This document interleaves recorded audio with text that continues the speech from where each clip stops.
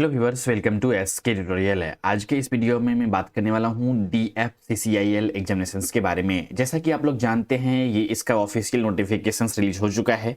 मैंने भी बहुत 5-6 वीडियोस बना चुका है इस नोटिफिकेशंस के बारे में। चलिए आज के इस वीडियो में जानेंगे। लेटेस्ट अपडेट यह है कि कुछ एग्जामिनेशंस पैटर्न में चेंजेज हुए हैं, सिलेबस में भी चेंजेज हुए हैं। इन सभी चीज़ों के बारे में हम लोग जानेंगे आज के इस वीडियो में डिटेल में। लेकिन अगर आप लोग एसके ट्यूटोरियल चैनल पर पहली बार विजिट किए हैं तो इस चैनल को सब्सक्राइब कर लीजिए फॉर मोर वीडियोस के नोटिफिकेशंस को पाने के लिए। तो चलिए शुरू करते हैं। जैसा कि आप लोग जानते हैं, ये जो नोटिफिकेशंस रिलीज हुआ है ये 20 मई को यानी 20 मई को रिलीज हुआ है, जैसा कि आप अपने स्क्रीन के ऊपर देख सकते हैं। और इसका जो लास्ट डेट है वो 19 जून तक है फॉर्म फिलअप करने का। और ये सब चीज़ें आप बेसिक इंफॉर्मेशन में जानते हैं और ये ऑलरेडी मैंने डिस्कस कर चुका है। इसके बाद जो फर्स्ट स्टेज होगा CBT एग्जामिनेशंस, ये अगस्त में होने की पॉसिबिलिटी है, अगस्त में होंगे। और CBT जो होगा सेकेंड यानी CBT 2 जो होंगे वो दिसंबर में होंगे। और जो एप्टीट्यूड यानी कि tentative schedule computer based test जो होंगे, यानी कि कह सकते हैं इसको स्किल टेस्ट एक तरह से कह सकते हैं, तो ये मार्च में होंगे 2024 में। तो ये था कुछ लेटेस्ट अपडेट। यहां से ही आप समझ गए होंगे क्या अपडेटेड है। DFCCIL एग्जामिनेशंस में पहले जो होता था वो स्टेज 1 एंड स्टेज 2 एग्जामिनेशंस करके नहीं हुआ करता था, सिर्फ CBT एग्जामिनेशंस हुआ करता था एक ठो। इसके बाद CBAT हुआ करता था। और CBAT ये जो एग्जामिनेशंस है ये सिर्फ ऑपरेशंस एंड BD पोस्ट के लिए हुआ करता था। ऑपरेशंस एंड BD पोस्ट के लिए हुआ था, business development BD, that means सिर्फ ये पोस्ट के लिए हुआ करता था। और एक सिर्फ फर्स्ट CBT जो लिखा हुआ है ये एग्जामिनेशंस हुआ करता था। लेकिन इस ईयर से चेंज कर दिया गया है, तो अब CBT एग्जामिनेशंस भी होंगे जो वो स्टेज 1 एंड स्टेज 2 होंगे। चलिए जानते हैं सिलेबस को, क्या सिलेबस रहने वाला है, क्या रहने वाला है एग्जामिनेशंस पैटर्न, सभी चीजों को। तो यहाँ पर आप देख सकते हैं जो इस नोटिफिकेशन, ये जो ऑफिशियल नोटिफिकेशंस है, इसके पेज नंबर 11 में अगर चलेंगे तो यहाँ से ही आपको डिटेल इंफॉर्मेशंस मिलना शुरू हो जाएगा। यहाँ पर जैसे कि आपको लिखा हुआ रहता है कि selection process and various post के लिए क्या क्या रहेगा। तो आप देख सकते हैं यहाँ पर एग्जीक्यूटिव जो है, एग्जीक्यूटिव के पोस्ट के लिए जो रहेगा वो CBT 1 भी देना पड़ेगा, CBT 2 भी देना पड़ेगा, डॉक्यूमेंट वेरिफिकेशंस भी रहेगा और मेडिकल टेस्ट भी होगा। इसी तरह से एग्जीक्यूटिव इलेक्ट्रिकल के लिए CBT 1 CBT 2 भी होंगे, CBAT नहीं होगा। तो CBAT किसके लिए होगा? एप्टीट्यूड टेस्ट वाला, सिर्फ और सिर्फ जैसा कि मैंने बताया ऑपरेशंस एंड बिजनेस डेवलपमेंट वालों के लिए होगा। आगे बढ़ते हैं, डिटेल में इंफॉर्मेशन आप यहां से देख सकते हैं, बेसिकली स्क्रीनशॉट लेकर के भी समझ सकते हैं। एग्जीक्यूटिव फाइनेंस के लिए क्या क्या होगा? CBT 1 CBT 2 होगा और इसके लिए डॉक्यूमेंट वेरिफिकेशन और मेडिकल टेस्ट होगा। तो मैक्सिमम के लिए तो क्या होगा? CBT 1 CBT 2 होगा और डॉक्यूमेंट वेरिफिकेशन होगा इस तरह से, और मेडिकल टेस्ट होगा। लेकिन एक पोस्ट ही है ऐसा है जो एग्जीक्यूटिव ऑपरेशंस और बिजनेस डेवलपमेंट में, उसमें CBAT भी होगा। ये जो इसका हालांकि पोस्ट भी अच्छा खासा है, 235 पोस्ट के लिए इसका नोटिफिकेशन निकला हुआ है और इसके लिए अलग अलग करके अलग अलग पोस्ट वाइज निकला हुआ है। हालांकि ये चीजें आपने देखा होगा, लेकिन चलिए आते हैं टू द पॉइंट, बात करते हैं सिलेबस जो चेंजेज हुआ है उस चीज पे पहले ध्यान देते हैं। तो यहाँ पर आपके स्क्रीन के ऊपर दिख रहा है स्कीम ऑफ एग्जामिनेशंस, इसमें समझते हैं। कहते हैं कि there shall be 2 stages, 2 stage अब होने वाले हैं। CBT 1 CBT फर्स्ट स्टेज होगा, CBT सेकंड स्टेज होगा। कहते हैं फॉर ऑल एडवर्टाइज कैटेगरी, जितने भी पोस्ट के लिए वैकेंसी निकला हुआ है उन सभी को CBT 1 CBT 2 दोनों देना पड़ेगा। कहते हैं स्टैंडर्ड ऑफ क्वेश्चन जो रहेगा फर्स्ट एंड सेकंड CBT में will be generally conformity with educational standard prescribed for the post, यानी कि पोस्ट के अकॉर्डिंगली क्वेश्चन का लेवल रहेगा। यहाँ पर बता रहा है क्लियरली फर्स्ट और सेकंड स्टेज में जो CBT एग्जामिनेशन होगा उसमें 1/4 जो होगा वो निगेटिव मार्किंग होगा, जो कि अलॉट किया हुआ है। 1/4 दैट मींस 0.25 मार्क्स मतलब डिडक्ट कर लिए जाएंगे, निगेटिव मार्किंग होगा। बेसिकली 4 क्वेश्चन गलत होंगे तो 1 सही क्वेश्चन 1 मार्क्स डिडक्ट हो जाएंगे। आगे बढ़ते हैं, फर्स्ट स्टेज जो होगा CBT, ये सिर्फ स्क्रीनिंग नेचर का होगा, इसका फाइनल मेरिट में मतलब बेसिकली कैलकुलेट नहीं किया जाएगा, इसका मार्क्स नहीं जुटेगा फाइनल मेरिट में। तो इसका कह सकते हैं ये स्क्रीनिंग टेस्ट है, सिर्फ ये छठवीं परीक्षा है। जो CBT फर्स्ट में जो क्वालिफाई करेगा वही सिर्फ CBT 2 का एग्जामिनेशन दे पाएगा। देखते हैं अब यहाँ पे द स्कोर नॉर्मलाइज के फर्स्ट स्टेज में जो स्कोर आएगा उसी के बेसिस पे नॉर्मलाइज करके शॉर्टलिस्टेड कैंडिडेट जो होंगे वही सिर्फ स्टेज 2 एग्जामिनेशन दे पाएंगे। आगे बढ़ते हैं। यहाँ का टोटल नंबर ऑफ कैंडिडेट जो होगा वो शॉर्टलिस्टेड जो होगा नेक्स्ट सिलेक्शन प्रोसेस के लिए वो एज पर डिटेल दिया हुआ है यहाँ पर बेसिकली। सेकेंड स्टेज के लिए जो एग्जामिनेशन होगा बेसिकली वो 20 टाइम्स होगा जो कम्युनिटी वाइज वैकेंसीज पोस्ट है।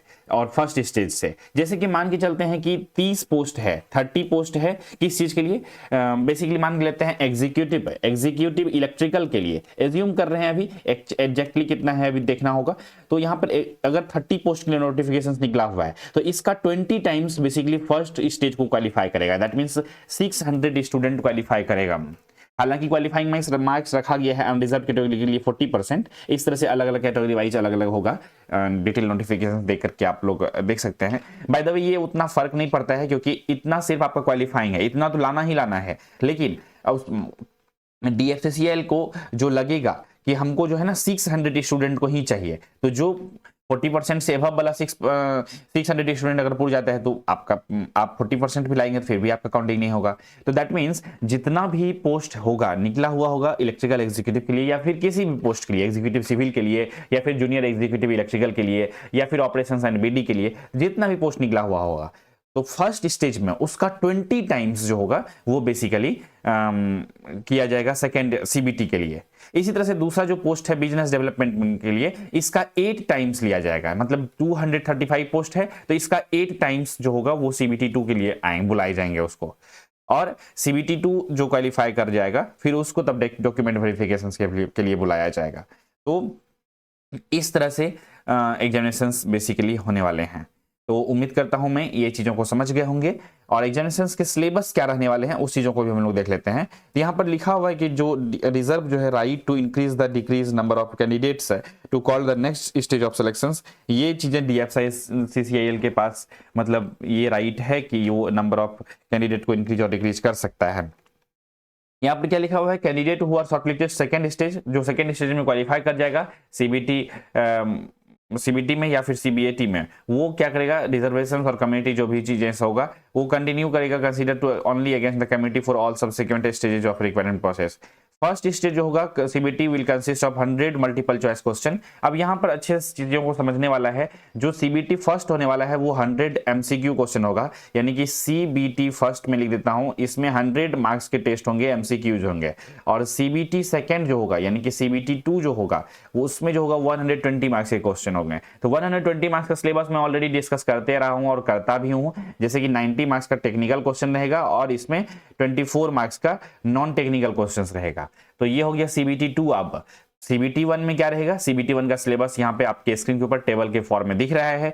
यहाँ पर क्या है बेसिकली कि MCQ क्वेश्चन रहेंगे और 1 मार्क्स मिलेंगे एक MCQ क्वेश्चन सही होने का। इसके लिए आपको टाइमिंग जो होगा वो 90 मिनट का यानी कि 1.5 घंटा का समय मिलेगा और 120 मिनट्स मिलेगा एलिजिबल PWBD कैंडिडेट्स के लिए या फिर स्क्राइब वालों के लिए। यहाँ पर सिलेबस दिया हुआ है फर्स्ट स्टेज जो एग्जामिनेशन होंगे इसमें ध्यान से समझिएगा, मैथमेटिक्स या फिर न्यूमेरिकल एबिलिटी कह सकते हैं, इसके लिए टोटल 30 क्वेश्चन रहेंगे। दैट मीन्स 30 मार्क्स के क्वेश्चन आपको सिर्फ एक मैथ्स से सिर्फ पूछ लिया जाता है, यानी कि मैथ्स अगर स्ट्रांग है मतलब एग्जामिनेशंस के लिए, कॉम्पिटिटिव एग्जामिनेशंस के लिए, तो आप 30 मार्क्स के क्वेश्चन यहां से अटेम्प्ट कर पाएंगे वेरी स्मार्ट अप्रोच के साथ। जनरल अवेयरनेस की बात करते हैं। जनरल अवेयरनेस में बेसिकली करंट अफेयर्स के क्वेश्चंस भी रह सकते हैं, इसमें आपको हिस्ट्री से रिलेटेड क्वेश्चंस रहेंगे, ज्योग्राफी से रिलेटेड क्वेश्चन रहेंगे, ट्रेन से हिस्ट्री ऑफ ट्रेन, रेलवेज, ये सब चीजें, मतलब हालांकि हिस्ट्री ऑफ ट्रेन और ये सब चीजें तो यहाँ पर पूछ लिया जाएगा इस सेगमेंट में, knowledge about the railways DFCCIL से 10 क्वेश्चन जो रहेंगे। लेकिन यहाँ पर आपका जनरल अवेयरनेस में जनरल क्वेश्चंस रहेंगे, करंट अफेयर्स रहेंगे। करंट अफेयर्स तो 5, 6, 7 क्वेश्चन तो रह ही सकते हैं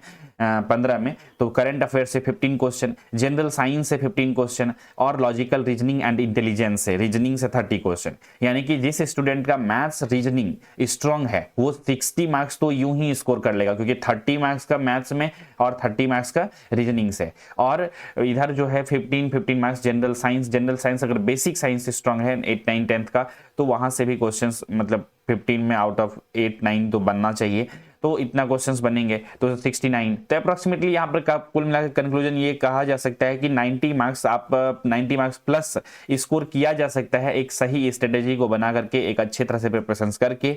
और यहाँ ध्यान रखिएगा क्योंकि टाइम 90 मिनट का ही मिलता है, तो इसलिए स्मार्ट अप्रोच बहुत जरूरी है इस एग्जामिनेशन के लिए। तो mathematics, general awareness, general science, logical reasoning, ये जो टॉपिक दिया गया है या फिर knowledge about the railways DFCCIL, ये फर्स्ट स्टेज को क्वालिफाई करना बहुत ज्यादा कॉम्प्लिकेटेड हो जाएगा। कहिएगा सर क्यों?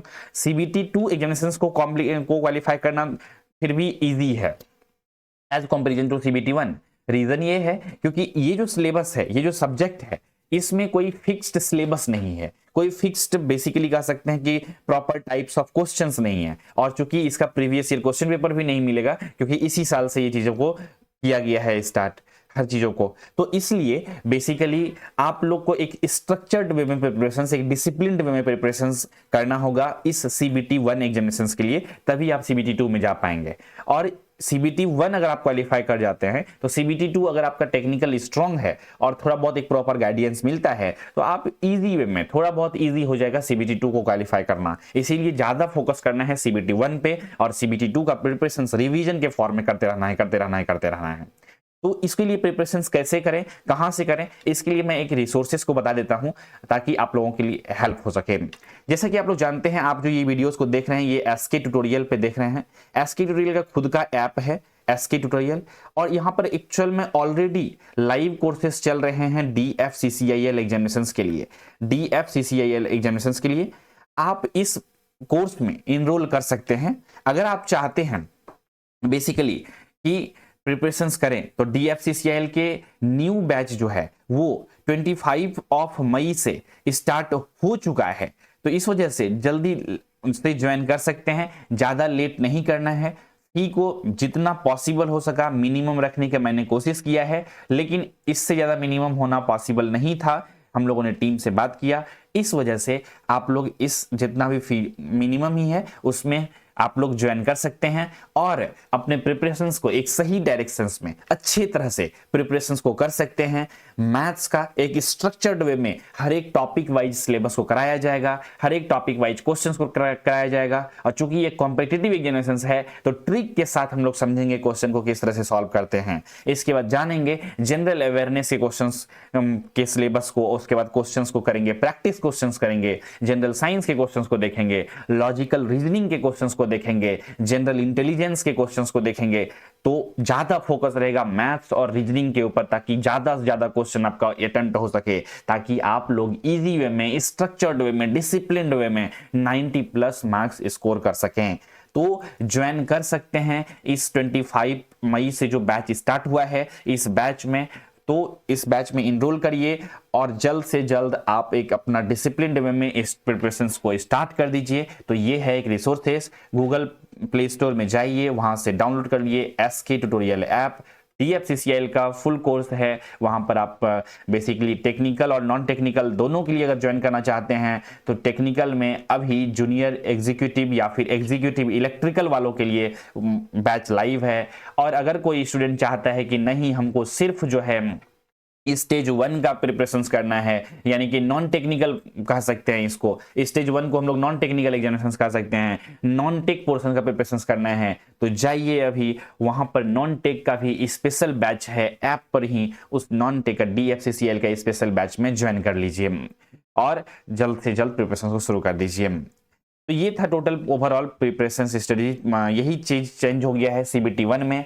आगे बढ़ते हैं CBT2 के लिए मैंने ऑलरेडी डिस्कस कर चुका है। 96 क्वेश्चन आएंगे टेक्निकल से और 24 क्वेश्चन आएंगे नॉन टेक से, तो उसके लिए भी प्रिपरेशन आपको करना ही पड़ेगा। CBT2 के लिए भी नॉन टेक्निकल में वहां पर भी मैथ्स पूछे जाएंगे, वहां पर भी जीके पूछे जाएंगे। तो इस वजह से आप लोगों को एक स्ट्रक्चर्ड वे में प्रिपरेशन करना चाहिए। अगर कोई बच्चा चाहता है सेल्फ स्टडी करके प्रिपरेशन करने के लिए तो वो भी कर सकता है, बट उसको एक सिस्टमेटिक वे में करना पड़ेगा। कॉम्पिटिशन हो चुका है वास्ट बहुत ज्यादा, जैसा कि आप लोग देख रहे हैं। पिछले साल CBT1 CBT2 करके नहीं था, इस साल CBT1 CBT2 करके आ गया है। कॉम्प्लिकेटेड तो थोड़ा सा चीजें हो रही है, बट आपको एक स्ट्रक्चर्ड वे में, डिसिप्लिन वे में प्रिपरेशन करना होगा। तो इसी विचार के साथ यहां पर देख सकते हैं कि कितना है क्वालिफाइंग मार्क्स। तो ये सब तो हालांकि उतना इंपॉर्टेंट नहीं है, बट आप लोग देख लीजिएगा। तो ये था कुछ लेटेस्ट अपडेट, उम्मीद करता हूं मैं आप लोगों को पसंद आया होगा। और जो इसका फॉर्म फिलअप करने का फी है वो भी पिछले साल जो था वो 900 रुपीज था। इस साल जो है इसका फी भी, एग्जामिनेशन फी भी बढ़ा दिया गया है, क्योंकि महंगाई आप लोग जानते हैं बढ़ते जा रहा है। तो 1000 रुपया कर दिया गया है, 1000 रुपीज एग्जामिनेशन फी कर दिया है फॉर्म फिलअप करने का। तो इस फॉर्म को फिलअप कर चुके हैं या करना चाहते हैं तो फॉर्म को फिलअप कर सकते हैं। तो ये था कुछ लेटेस्ट अपडेट। मुझे उम्मीद है आपको ये नोटिफिकेशंस पसंद आया होगा। यदि आपको ये नोटिफिकेशंस पसंद आया, ये वीडियोज पसंद आया, तो इस वीडियो को लाइक कर दीजिए, शेयर कर दीजिएगा अपने फ्रेंड के साथ। तो इसी विचार के साथ आज के इस वीडियो में बस इतना ही रखते हैं। मिलते हैं फिर नेक्स्ट वीडियोज में, तब तक के नमस्कार, जय हिंद, वंदे मातरम।